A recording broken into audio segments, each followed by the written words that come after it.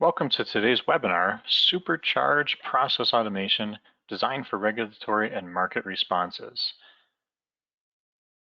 This webinar is sponsored by ASG Technologies. They are a rocket company. And let's learn a little bit about our corporate sponsor, if we can jump to that slide. ASG is a rocket company. They're a leading provider in information management, IT systems management, and digital automation.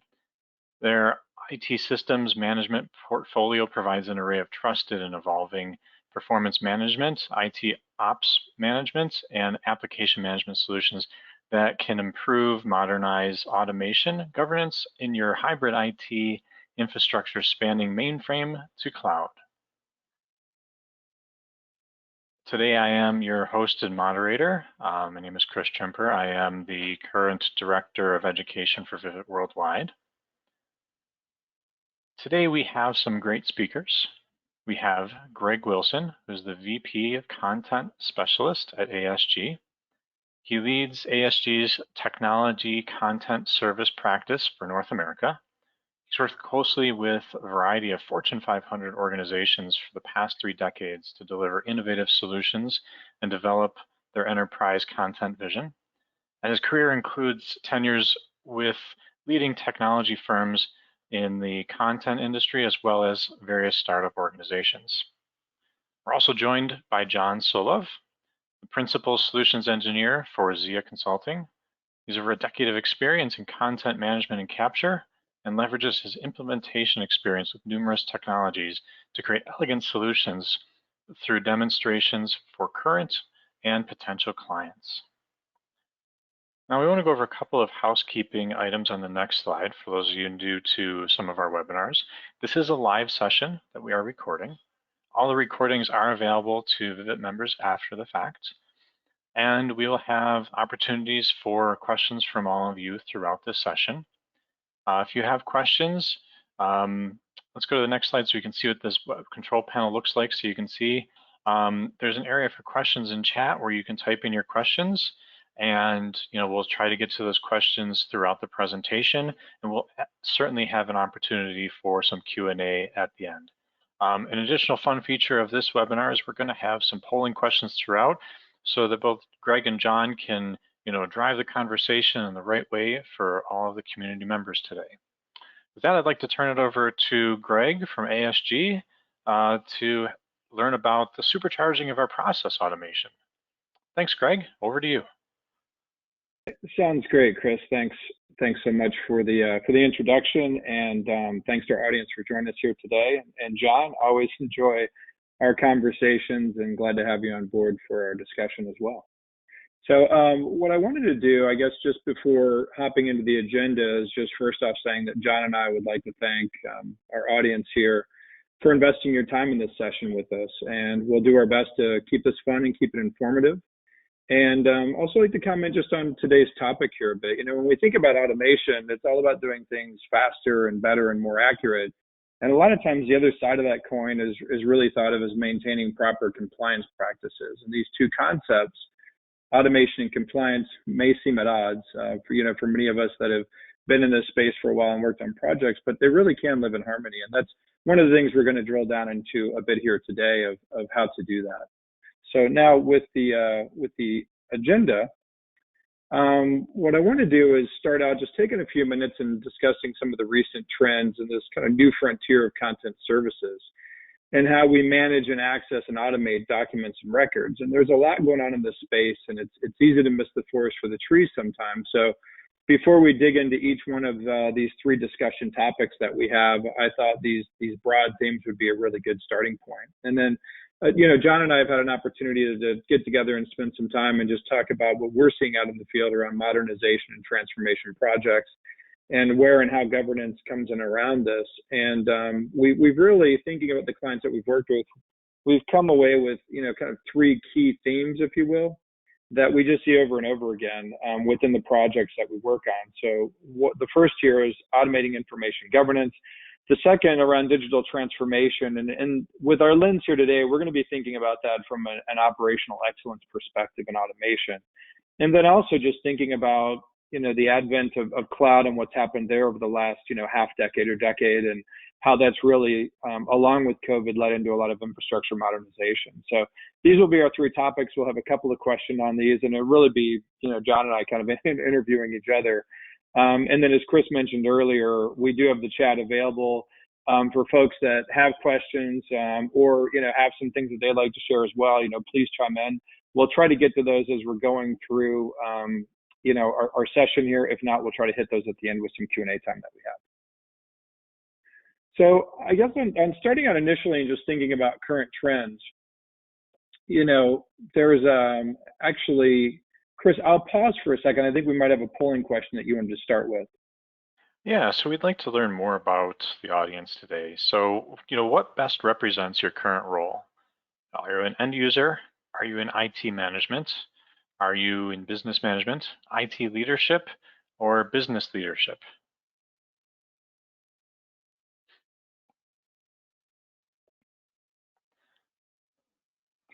Thanks, Chris. And while we're waiting for folks to respond to that, what we'll do with this information is from John and myself, we'll take that into account with how we walk through our discussion topics here and so forth, and thought that would be helpful for the audience. Yep. Yeah, we're getting some responses in. So let's wait a brief moment and see if there's anyone else that wants to contribute to the array. I myself fit into an interesting end user slash kind of thought leadership role. Looks like we have, well, you're speaking to a group from IT management today. So, kind of let's see if we can direct some of the thoughts their way and help them on their journeys. That sounds great, Chris. Thanks so much, and thanks for all that have responded to that as well. So, John, we'll keep that in mind in our discussion here for today. So, as we think about the current trends here, switch back to your share. Let's see here. Let me try this. I think the poll took over your screen. There we are. You look great again. Excellent. Thank you. I haven't heard that all week, so I appreciate that. So on coming back to our current trends and just some of these themes that John and I see, on the left side, it's really how organizations have been operating probably more historically, and to the right is where we see modernization really taking place here. And when we think about the first bucket here, slow and legacy responses to market volatility, I look at this in many different realms. I mean, part of that can be the advent of consumer privacy and how much that's changed. This can certainly fall into COVID as well, and just work from home and remote access and what that's done to a lot of organizations too. And then also market volatility as well, as we've seen over the last couple of years as new contenders and competitors start out as cloud native without all the IT debt of other organizations. There's many organizations that have been in business for decades, half centuries, centuries, that are, finding it difficult with that IT debt and infrastructure they have of how to become more agile and iterative. And that only really compounds with organizations that have gone through mergers and acquisitions and have more complex infrastructure around that. And what we're really seeing is this idea of legacy and faster response times of, could be getting new solutions out faster, it could be more remote workers and so forth, of really getting into more of an agile and iterative, and a term that was coined by Gartner a little bit earlier this year is hyper applications. And when we think about hyper applications, it's really bringing together things like workflow and business process management with robotic process automation, and then also tying in machine learning and artificial intelligence within a single platform. And the idea here is, how quickly can I get a solution out, realizing it doesn't have to be set in concrete and something that we can't continue to evolve and change, but can I get something out quickly and then iterate on that quickly? And we'll certainly get into that in our discussion here today around digital transformation as well as cloud. The second component we see quite a bit is around fragmented IT infrastructures, right? And organizations are really pushing and driving towards being more data-driven. I see this in a couple of instances, one of this being specific to just resignations and staffing and things that have happened around COVID, right? Where there's turnover, there's ramp up time for new employees, and organizations are trying to move from tribal knowledge into more common knowledge. And if that information is spread across many different systems and spreadsheets and databases, it's very difficult to do that. I think data driven as well, what we're really seeing around COVID is many of the CIOs that we work with, there's a large focus on customer experience. They're seeing very different access patterns and touch points than they have in the past just because of COVID. And how are they really maintaining that customer base? How are they making for richer experiences? And then also, do they have other services and offerings that the organization can make available to their customers, their consumers, their members, their policyholders?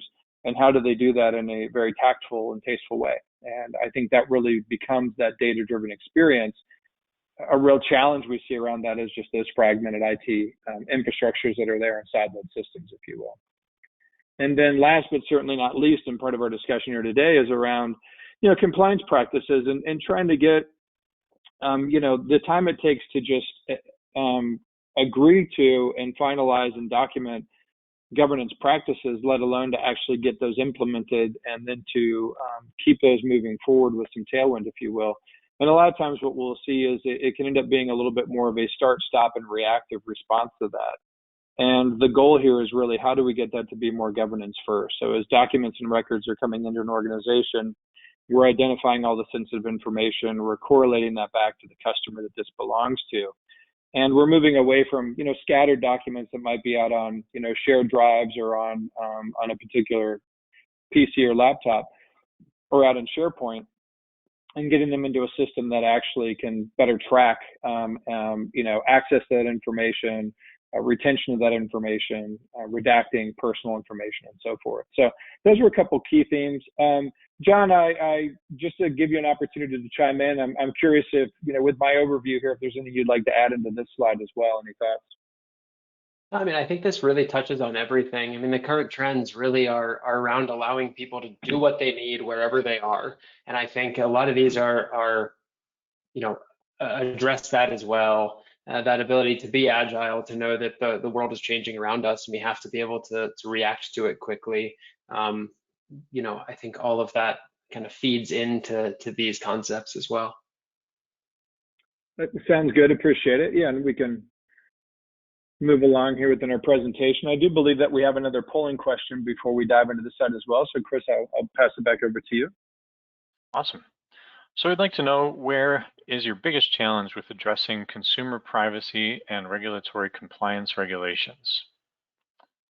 And I'll just say I'm in the healthcare industry, and these are the questions that give me headaches. But we'd love to learn more from the audience so that can really help drive this the right way.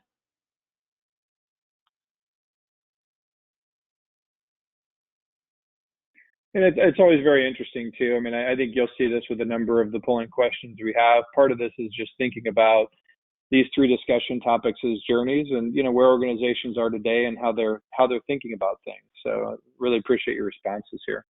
Yeah, and I was looking at your answers, and I can definitely see where you are in your journey might change your answer, whether or not you're at that position in the journey perceptually or actually there, because I'd imagine what you discover is many times, depending on who you ask in the organization, they might feel they're at different places because of the impact to those changes. So it looks like we got a 1/3, 2/3 split, where a third are saying that they're siloed legacy systems with insufficient governance, and then 2/3 saying that they are maintaining consistent governance across applications is their biggest challenge. I definitely think this is interesting because I think that does kind of speak to that. Where are you in your adoption and journey? Yeah, and it's interesting too. I think that we'll see this siloed systems piece come up here within governance, and we'll also see that really affecting digital transformation. And it's one of the reasons we had that as a theme on the first slide. So I think that makes really good sense. And what this slide offers for the audience is, some of these are pretty broad topics, right? As we think about compliance and governance, for John and I, when we're generally thinking about information governance and the clients that we work with, the projects we take on, these are really 6, kind of key areas of focus that we see. And you'll notice the pie chart in the middle here with business, IT, and compliance, because we all know that, information governance is it's going to take a village, right? It isn't something that just one group can really push through on its own. Many times, I would say in the last, 2 years or so, we're really finding out about compliance projects from the IT folks that we work with, and they're saying, yeah, there's been some thoughts or some concerns or some more questions on these fronts, and we're starting to look more into that. And what that'll generally lead to is sometimes it's around network breaches and just, for information that we have in a solution with ASG, we have a content platform that's called Mobius. Our Mobius content platform, some organizations will come and say, yeah, we're worried that we have maybe privacy and sensitive information in the documents residing in Mobius that we didn't really find initially when we archived them in the system, and we need to find them and track that better. Kind of covers the dark data side. The network breach side could be, we're concerned of, do we have encryption at rest capabilities, and are those turned on for the proper documents and so forth. We also see that network breach coming into play around, shared drives and things that could be on SharePoint as well.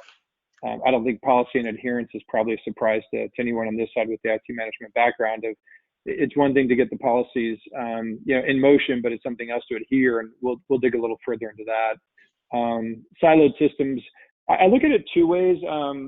I look at siloed systems as access management of, do we know who's accessing the information? A lot of times what we see today is things around time and geo-based tagging too, for organizations that are maybe, spreading across, all of North America or even broader into international countries. Do we really want folks that are, in South America able to access things at 3 in the morning, or folks that are located in Europe trying to access something at midnight, right? And that might make sense, it may not. And we can kind of get to that level of access management along with just thinking about redaction. But I also think that the other side, other than access management with siloed systems, is just thinking about over retention, right? And records management, and how long am I maintaining documents? And what we're seeing across that access, as well as the RM side of this, of being able to offer things like RM in place. So there's more of a one policy to rule them all, if you will. And then also within the Mobius system, what we've accomplished over the last year or so is actually doing redaction at time of retrieval that's based off of rules and policies.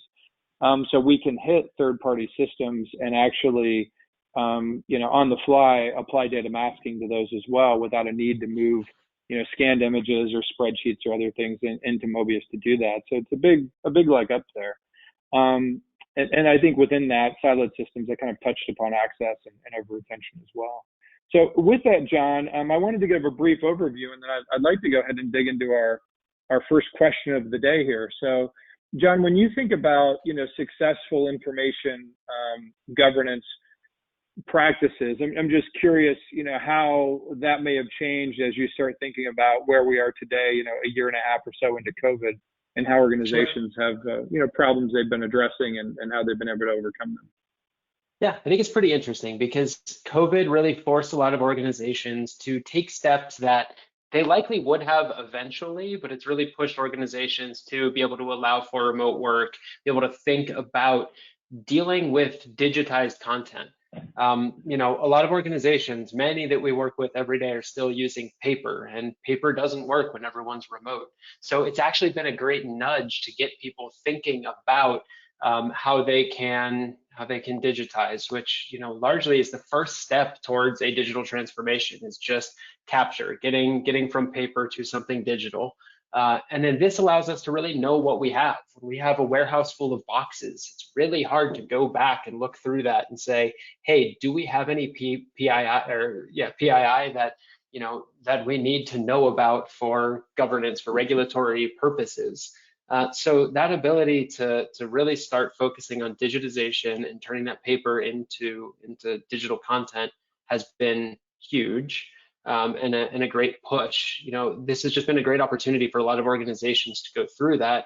And as you mentioned, a lot of organizations have a lot of IT or technical debt that they've kind of been forced to pay back here, and that's been something pretty interesting overall. But that ability to really start with capture, to get the content that you need and make sense of it, I think is is something that is really critical to the overall success of information governance that's been kind of forced with that move to remote work. Yeah, thanks, John. And on the digitization side, I mean, we work with a major university here in the United States in the Southeast. And we originally got involved with an imaging project because they were having structural issues in buildings because of just the amount of paper that they had included on each of those floors. I mean, just filing cabinets lining hallways. And this was a project that we started about a year or so before COVID, scanning the documents, full text search capabilities. And for this university, a lot of that was related back to, the student documentation of, new students coming on board and so forth. And it also covered a lot of the different aspects for those students and their enrollment. But what we realized is they were so glad they started that project when they did, because as COVID hit, as all the workers started to work from home and work remotely, it really put a challenge on them for those documents that they used to be able to just walk down the hall and get out. The other thing I would say too, thinking about this from the other side of that, of even things that are already in electronic format, we've really seen a really big uptick, I think during COVID too, of just trying to scan through and understand, different documents and different sources of information that include sensitive information. With that, I'll pop down to the next slide here. And, some of the key insights, I guess, for question number 2 for myself, right? So key insights around improving and automating information governance practices. And I'm sorry, I'll get to the next slide in just a moment. When I think about improving and automating, it probably wouldn't be a surprise for the audience we have here. My first thought is it can be a gargantuan task to say, oh, well, we've identified 1,000 or 2,000 different document types. And, now we need to go about the process of applying data masking and redaction. We need to go through the process of retention. I think one thing that we've really spent a lot of time with our customers over the last few years around, policies and governance is trying to create a real flexible classification model where you can create larger profiles and rules for classifying documents.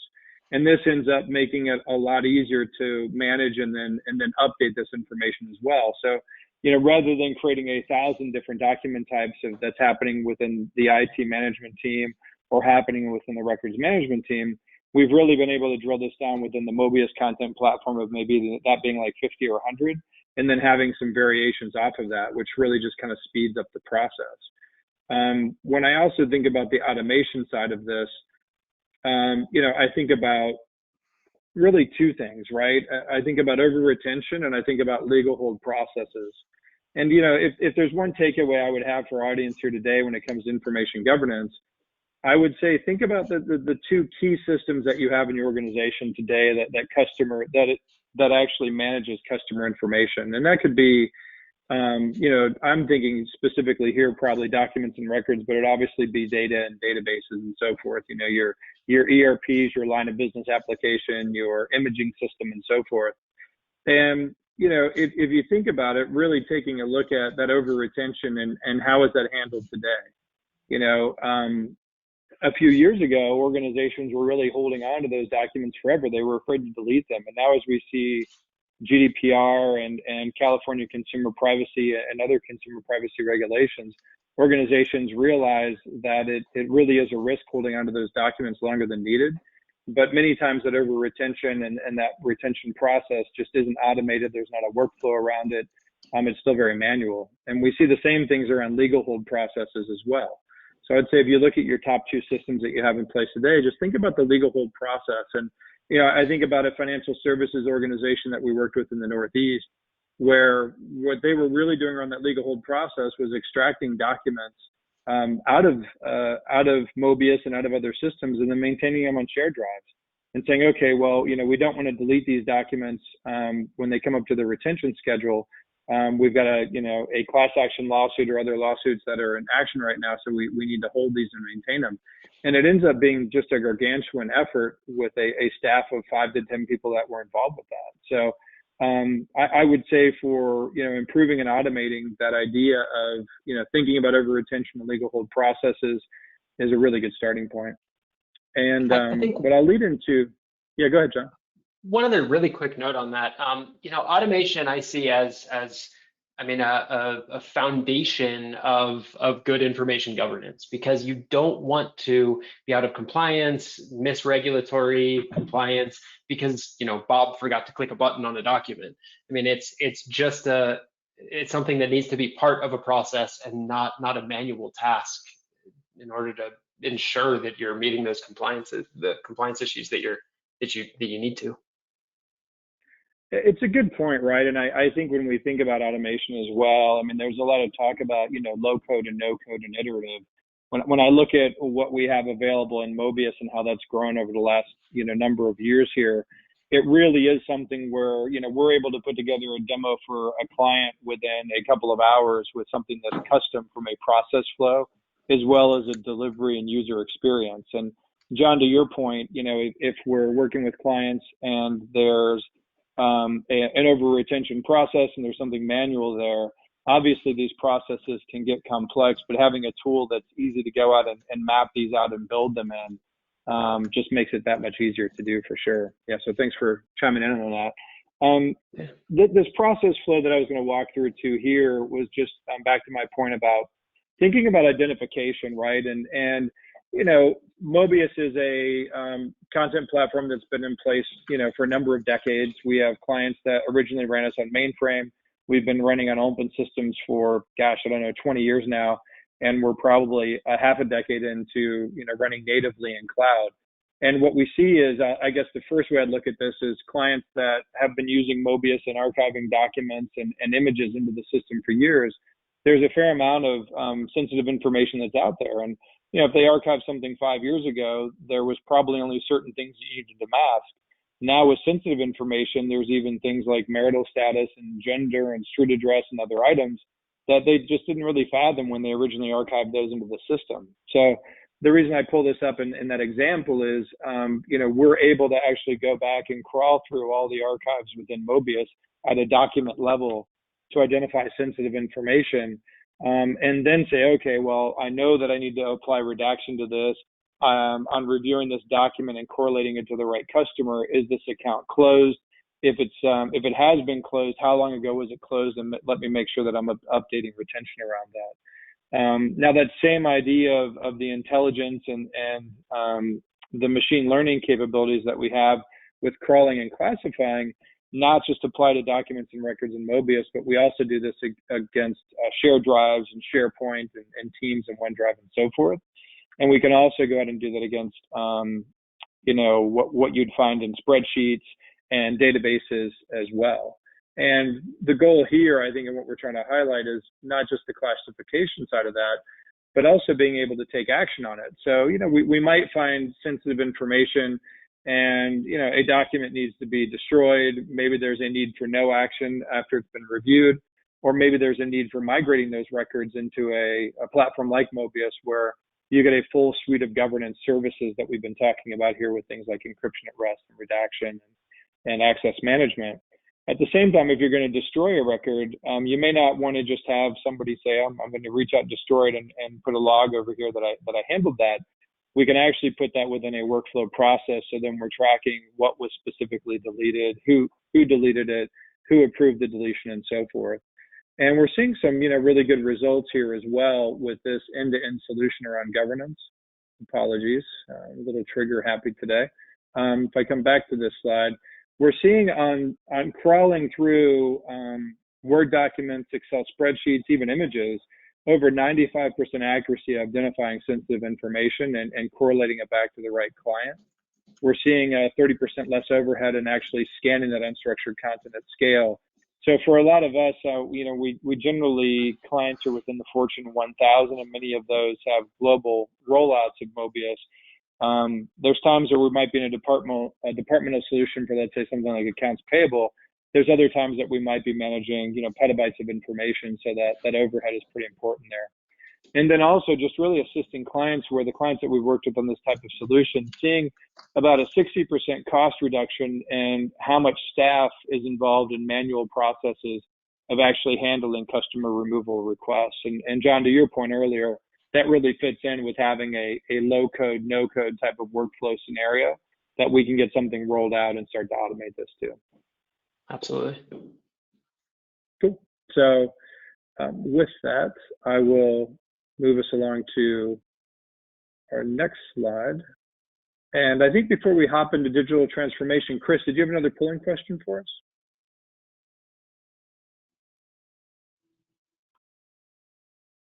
Yeah, I do. So to lead us off on this discussion of digital transformation, we'd like to know each of you are on your path to achieving digital transformation. So we have 4 phases identified here. And where do you identify yourself? You're in phase 1, where your paper documents are frequently leveraged. Phase 2, where analytics and reporting either aren't available or are not current. You're in phase 3, where your key business processes are less manual. Or if you're in phase 4, where data-driven experiences can be made real-time.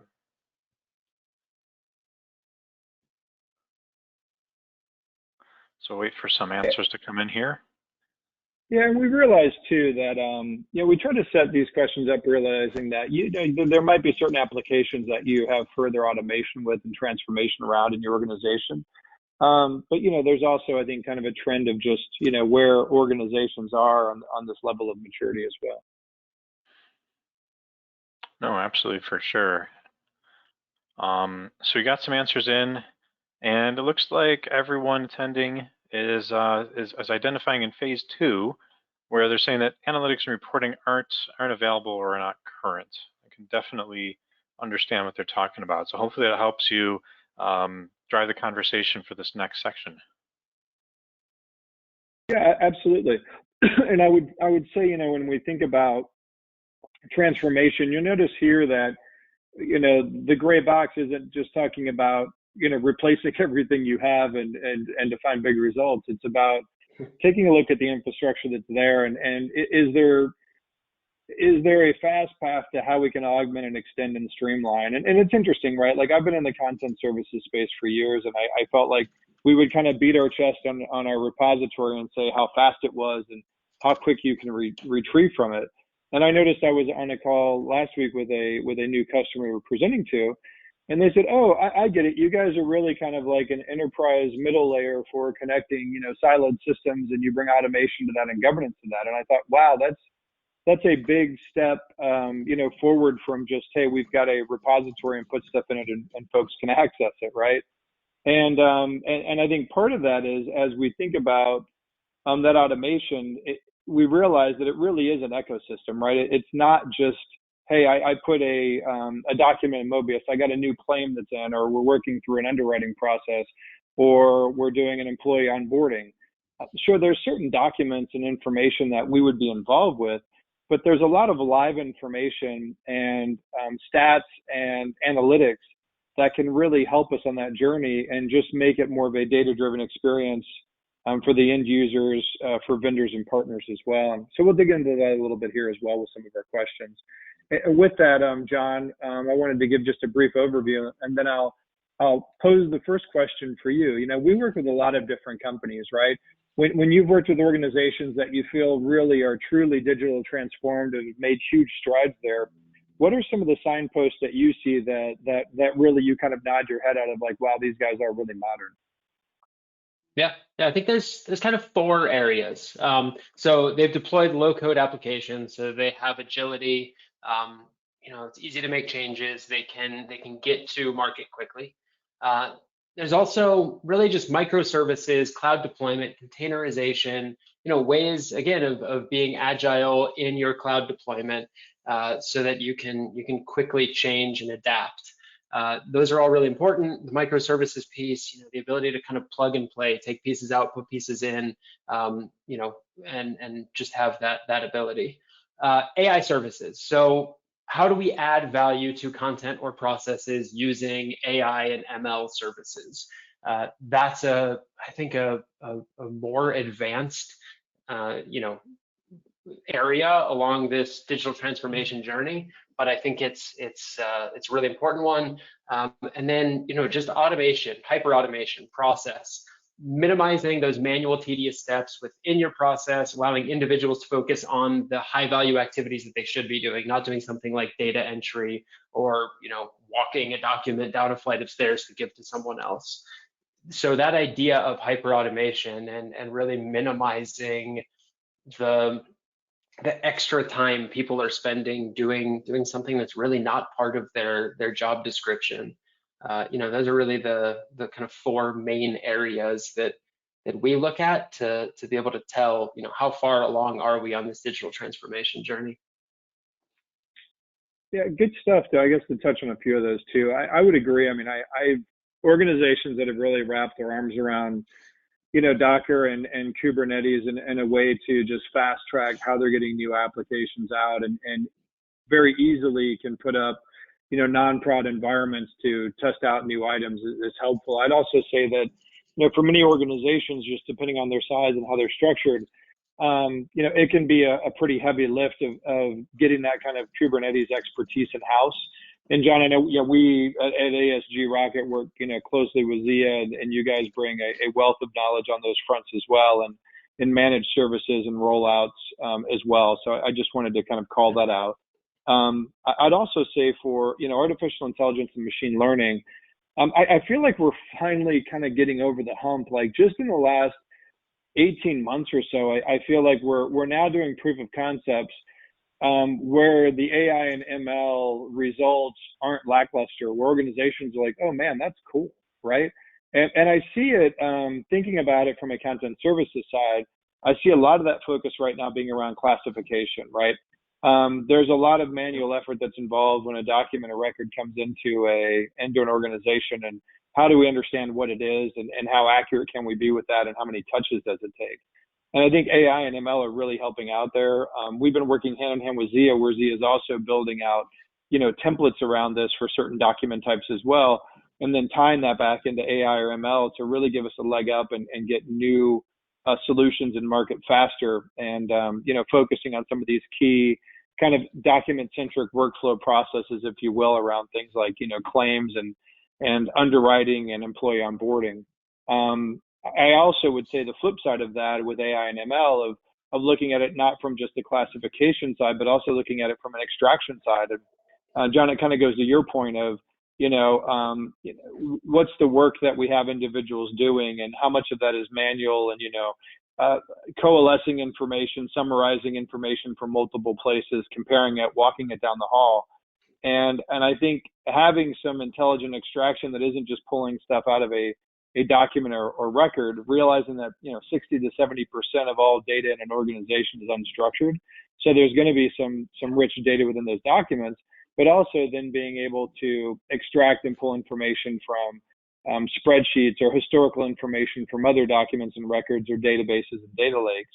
And it's exciting to start seeing this stuff come together. And I guess an example around that would be organizations that we worked with on things like, monthly closing processes in their general ledger. Last year we had an insurance company present at our global customer conference, which is coming up next week actually, called Evolve. And it was all around taking their general ledger process, which they're doing through SAP, and actually getting write-offs from the woman that presented was running the general ledger team. She said, we had write-offs that we've been doing for 6 years since I've been there, and I just never thought that we would get the write-offs down to zero. And by actually having some machine learning and intelligence and starting to automate this, we're able to find all of those discrepancies over time and address all of them. I think that's just a huge sign of being able to sweep all the way back into the corners of where things may have been lost or been manual before, and where that would help. So sure. Thanks for chiming in on that one. And I do have a use case here as well. This is Reliance Nippon. It's one of the largest life insurers in India, and their project was transformation specifically around customer underwriting. What I like about this one is, if you think about it, it's certainly a lengthy process and can be to go through underwriting a life insurance policy where there's different documents that might be needed, from an individual, just depending on their history and what kind of coverage they're looking for. And what Reliance noticed was there were a lot of touch points back and forth with folks that they had going through this process. So by first getting this moved over into a mobile format, they were getting much faster response times from folks of saying, hey, the document that you sent over was great. We need a little bit more information, or there's some information in that document that isn't legible or we couldn't read. They were able to just take a picture with their phone and send it right back over, which just made it so much faster for them. There was also a lot of concern about profit leaks where they had many fraudulent accounts where folks would be opening a life insurance policy either on someone that didn't exist or someone that already passed away. And they were trying to find ways of really just formalizing the steps that they wanted to go through to, to identify and avoid fraud. And then also just a consistent sales process, right? There was a lot of tribal knowledge of how folks were going through the underwriting process, but not a lot of common knowledge. And as they had turnover, they were concerned with that. Well, overall, with implementing the Mobius content platform for the workflow piece around this, for delivering everything up through mobile devices as well, we were actually able to move their underwriting processes from days to actually minutes, and much better engagement with mobile for the folks that they were looking at insuring. It was also much better mobile for their employees as well that might not be sitting at their desk but could still get up-to-date information as new documents and things were coming in for them. And we were also able to integrate this solution into the National Fingerprint System, which really helped out with fraud detection and verifying the proper individuals. And you can see the results on the screen, but within a 12-month period, able to avoid $8 million in losses specific to fraud, a huge uplift in productivity. And then also, as we think about this idea of becoming more data-driven, you can see the jump in transaction size, which is just amazing. But what we were able to do is actually sit down with the best underwriters that they had, understand the kind of data they were looking at, and knowing what additional services to offer individuals to really fit their needs. By taking that tribal knowledge from the best underwriters they had and making it available to everybody, it led to much larger transaction size. And what I like about this is, we're talking about documents and records, but we're also talking about data from other systems and making live data available that was being maintained in the underwriting system. And then we're also really bringing this into just being more data-driven. As we learn more about an individual, let's make sure that we're offering them services that make sense for them and something that could be of interest for them as well. So a good use case here around transformation and certainly an eye towards automation and workflow with this. And with that, we'll go to our second question on digital transformation now. And this one is around the number one obstacle when it comes to that path to operational excellence with documents and records. And, when I think about, the largest obstacle, I kind of go back to that pie chart we had in the governance piece where it shows business and IT and compliance, right? I think the key is IT teams, where I've seen this be successful, are IT teams that really do look at their customers as the business side of the house. And rather than just taking customer requests from the business side, they're really sitting down with the business and saying, what are your goals over the next, 6, 12 months, 24 months? And, with those goals, how does that start impacting what we work on together? And how will we know when we've been successful? And, a lot of times I think, as we saw in the polling results here, siloed systems can really get in the way. And finding some of the, I guess, kind of middle layer solutions, if you will, to help connect those systems, to realize which of those systems need to be updated or upgraded, which of those need to be sunset, I think can make a really big difference there. So I think that would be a key side for me. And I see, John, I think about projects that we've worked on together and clients that I've worked on with Zia.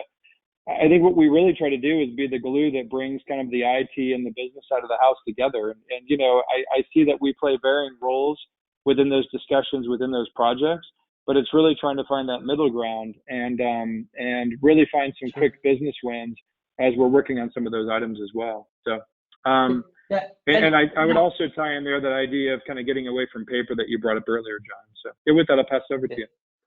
Yeah, well, I think there's one other, I think a big obstacle for a lot of organizations is that digital transformation seems daunting. It's a giant problem to solve, but it kind of goes back to the, how do you eat an elephant one bite at a time, right? So, I think looking at it holistically, looking at it for the whole organization, putting together a plan and making those bite-sized pieces makes it a lot more realistic for organizations. Where can we start? Where can we focus first and then move through this as a project over a period of time? We're not going to solve this in one day.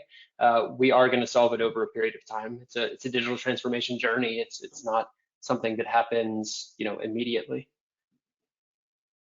Yeah, good stuff. And I love that one bite at a time, right? Because it can be overwhelming, and it's trying to prioritize, what those company directives are, where the focus is, and then aligning the projects around that. And we certainly, spend a fair amount of time there with our clients as well. Another use case that kind of touches on this idea of, of transformation.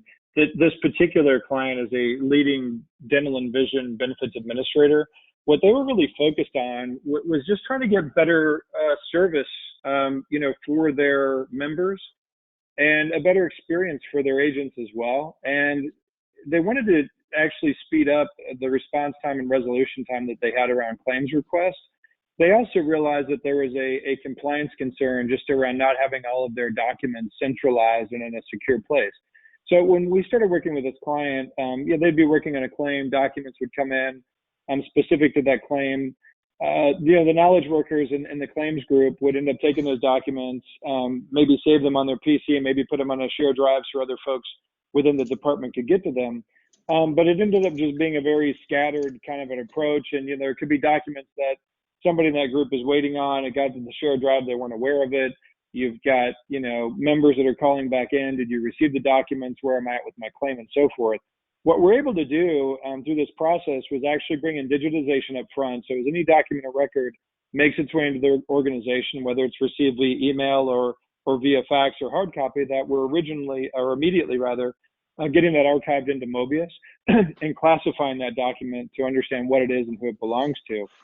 As those documents are archived in Mobius, we have an automated integration piece to the claim system, which we search for the specific information. If we've got a matching claim or member information around that, we see if it should either kick off a brand new claim or if it should attach to an existing claim. And if it does, we're able to do that and then actually change the status of that claim as well through the API call. And then as folks that are in the claims group are actually looking at the workflow items and those claims that they're working on, there also appears a hyperlink. So as they're working in the claim system, they can click a hyperlink, launch the corresponding documents that were received and now available in Mobius, and do the work from there. The other thing that we did here as well, and you'll notice SharePoint in the box below, for any collaborative documents that they had around explanation of benefits, policyholder changes, information, and so forth, all those are still maintained in SharePoint. So we've also made those available back through the claim system if that information is needed or needs to be referenced, so that they know they're looking at the right versions of the EOBs and claims and so forth. At the same time, what we did here as well was created a very headless approach where all this information is also being served up through Salesforce portal, so that agents and members can actually go and log in through Salesforce, and they're able to view all the claims documents in Mobius, all of the collaborative documents in SharePoint, and also look at current status of information on their claims from the claim system, all to that agent and member portal. And what we noticed with this is this really made the members probably a lot less frequent needs for them to call in to customer service. It gave them immediate access to the information that they were looking for and updated information. And it made it much easier for agents to respond as well to members that were going through claims processes. So overall, just to kind of recap, many of the items that we've talked about thus far, the idea of digitizing papers that's coming into the organization, of avoiding scattered documents, of federating across siloed systems, not just for documents, but also for analytics, for up-to-date current information as well, is all kind of included here, and doing all of that in a very headless manner.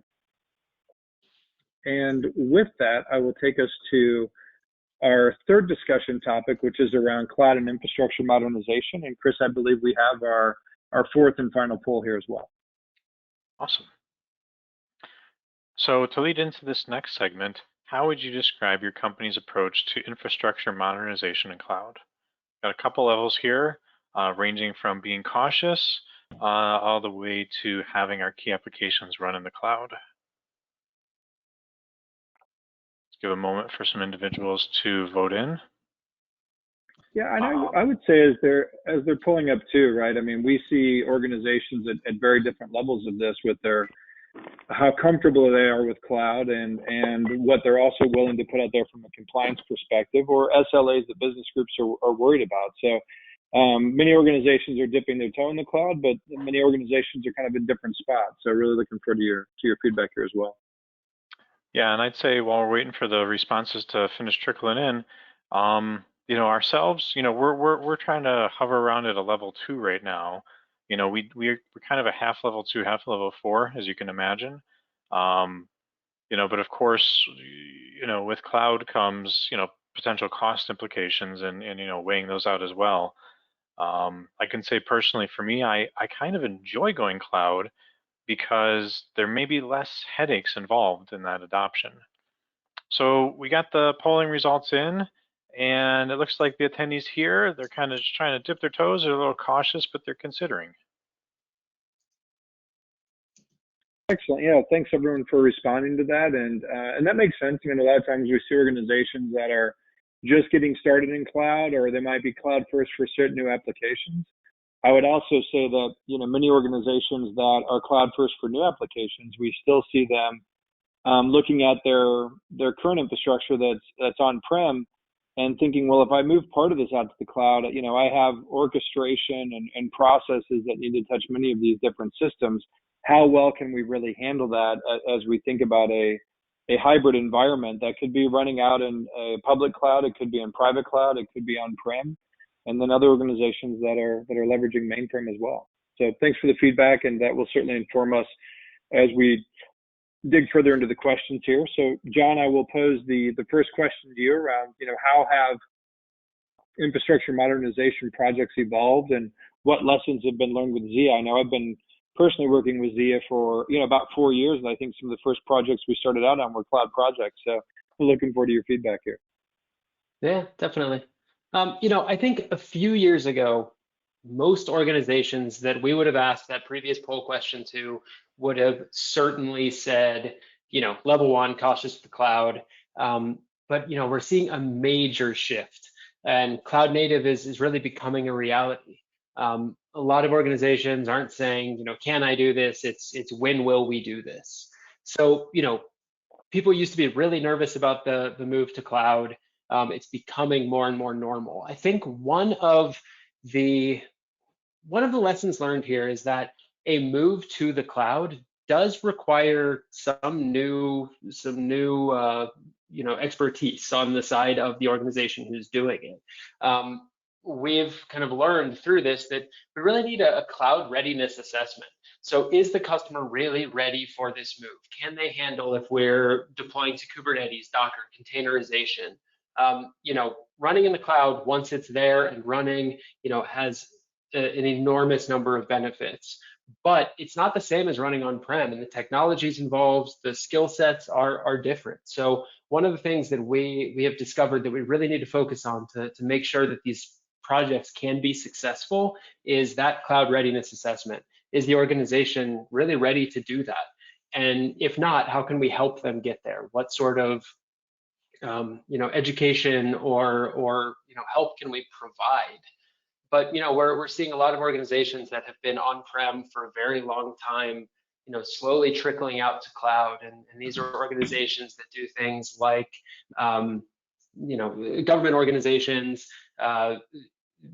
financial services, insurance, a lot of the organizations that we thought were on-prem for a long time, but we really have seen these projects pop up from longtime customers. Hey, we're ready to go to Azure or AWS, and they want help along that path. Yeah, good stuff. I would say as well. I mean, I think some of the first projects we took on were really, let me take my Mobius platform and let me move that out to, AWS or Azure. Now I see a lot more of there being orchestration across multiple systems. I also think from a lessons learned side, we'll come in with a data lineage tool that we have called data intelligence and say, let's take a look at all the upstream and downstream connections for the target applications that you want to move to cloud. So we just better understand how interconnected is that application and how is that going to impact as we move these out to cloud as well. I also think that I think we've really started to design more of what we do around compliance to not have to be everything up front, but something that can happen over time and be iterative. So, thinking about, and I think this is actually the next slide, so I might as well just give a visual while I'm talking about it. Thinking about this particular customer here, which is a top 5 property and casualty insurer in the United States, of them really looking at moving over 20 applications from on-prem out to the cloud, and needing to identify, before we start moving everything over, let me identify the impact this is going to have on the business side of the house. And what we realized is, if we used Mobius's federation capabilities and we connected at least the 5 main systems up front, which we rolled out to like 10,000 users, those 5 systems being connected offered a unified search and unified hit results. So already the business side of the house is like, oh my gosh, this is so much easier than what I was doing before. Before I was logging into 5 different systems, finding information, trying to search results across all of these. And with a quick business win on the federation side for starters, then moving to phase 2, which is really having a migration and consolidation happening behind the scenes, right? And what we see here, whether this was through the web client, a custom user experience to their portal, or even out to their customers, it just, all of this information started to feel like it was residing in one system, even before we started the migration and consolidation piece. I think that's really kind of a key takeaway here around, cloud and modernization, what we do. And time-wise, I'll hustle along here to the next and final question, which is any recent innovative technologies. And from my side, I think touching on already, data intelligence and where data lineage comes into play here. Also, I think as we were talking about the governance side of the house earlier, the crawling and classification capabilities that, if you want to take 5 or 10 or 20 systems and consolidate those into Mobius, we don't necessarily need to go and identify all the sensitive information up front and correlate all that to the right customer. Even once we've archived all those documents and records in Mobius, we can continually crawl through those archives, identify the customer information, the sensitive information, and then have some workflow processes that naturally kick off from that. So I really like this because I haven't started a cloud project once where somebody said we have way too much time, right? It's always, hey, we're looking for a quick win. We need to get something out the cloud. And realizing that you can have a quick win and not turn your back on compliance, I think is a real key here as well. And I'll just give a brief overview on ASG, and then John, I'll pass it to you for Zia. ASG has been in business since 1981. For those of us that are here, I've been here for 5 years. We laugh. The joke is we're the oldest startup I think that any of us have worked for. Just a ton of innovation in the last 4 or 5 years around many of the items that we've talked about here today, with low code, no code, and automation, and bringing workflow and RPA together. We're known throughout the industry of being very dependable, high performance solutions that are also very flexible to meet your solution needs, and leveraged by a vast majority of the Fortune 500 and how they do business every day. And John, I'll pass it over to you for a quick blurb on Zia. Sure. Zia was founded in 2003 in Boulder, Colorado. We're a systems integrator, and we've really been helping organizations along their digital transformation journey. And we've been doing that way before it was called digital transformation. The nouns and verbs there have changed, technologies have changed, but we've always focused on content, process, governance, and capture. We have a ton of information helping organizations addressing their needs for governance, regulatory areas, and yeah, that's where we're at. Yeah, good stuff, John. Thanks so much for joining me for our discussion here today. And for our attendees, John and I are offering a complimentary consultation, just a 30-minute to 60-minute call. it's just an opportunity to get a fresh look and perspective on some of your modernization goals. You know, we live and breathe this every day. We also have experts on our staffs that do as well. And what we would be looking at doing with this is really just understanding, you know, the current state of where you are, if there's active projects you guys are involved with or considering, you know, your short and long-term goals and kind of how you're, you know, charting a course for success around that. And the participants would be your stakeholders and knowledge workers, and then obviously bringing our transformation experts in as well. We've touched upon a few use cases and items here today, but we go very broad in the different applications and systems that we work with as well. So I know we're a little bit past time. I appreciate everybody for hanging in there with us. And with that, Chris, I'll pass it back over to you. Yeah, certainly. I know we're a little short on time. A lot of folks probably have to jump off for a next meeting. You know, I do think there's an important thing that was covered in here that might be worth taking like 30 seconds just to touch upon. And, you know, you're taking a topic that's, you know, I wouldn't say age old, but something that you're putting an immense new investment in. And there's a question out there about, you know, low code and no code. And maybe if you could spend like 30, 45 seconds just retouching upon how the concepts really help, embracing the low code and no code help make this achievable.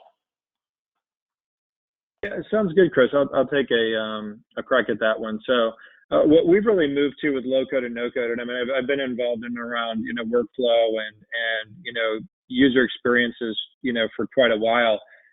What I really see happening in just the last couple of years, and certainly within the product that we've brought out to market around this with Mobius, is truly a dashboard that you can go in within a little bit of training, very intuitive, actually start building out user experiences, adding metadata index fields, search fields, playing around with how you want search results to come up, fields you want to add, things you want to remove, all of this in a very easy manner. And that same thing for the user experience applies over to workflow, where you can grab boxes, create workflow processes, go into those boxes and, you know, what kind of metadata you want to present, which documents, and also drop down lists of just different systems that we can connect to that we already have connectors built into. And really what we see here is it's really fast to build something out. As I brought up earlier, if we're creating a custom demo for a client, that's normally something we're doing in a couple of hours or a half day. Many times we'll actually sit down with the client, and part of the demo we give them, we'll be sitting down and doing some of that customization with them as well. So super easy to use. A lot of times now, I think, you know, there can be times that we see customization and a need for custom code.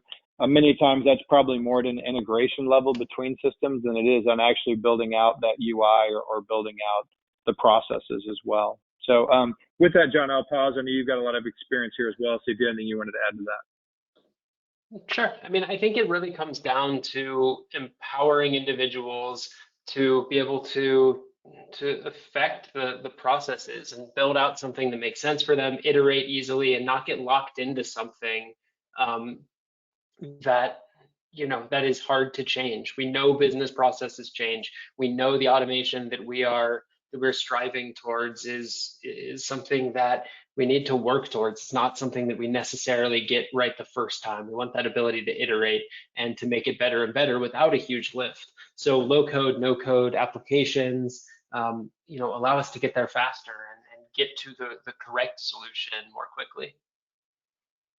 No, I think that's awesome, especially, you know, mentioning these are user experiences that you're automating and putting through the system, and that you touched upon a couple of times, taking those subject matter experts and making it so that the in-depth knowledge they have is embedded in the product. And, you know, this certainly appears to be, you know, very complementary. I do want to remind everybody that there are some handouts available. Case study, a couple of white papers. There's this a Mobius product that's been discussed a bunch of times. There's a data sheet on that available here as well. I do think due to time, we do kind of need to wrap up and allow everybody to kind of continue on with their day. Reminder, this is available as a recording. I think, John and Greg, you have contact information for yourselves on the next slide, if you wanted to just show that so everybody can see it. So if you need to get in touch with John or with Greg, there's their information here. Certainly thank you to ASG and to Zia for this session today. This has been really cool, and hopefully it's taken you from the, oh my goodness, lions, tigers, and bears, oh my, terrifying type experience to there's light at the end of the tunnel, no matter where you are in your journey of this digital transformation with content. So there is a survey link that you can fill out about challenges for content governance. And from all of us at Vivid, ASG, and Zia, thank you very much for attending today, and have a wonderful afternoon. Great stuff. Thanks, everyone.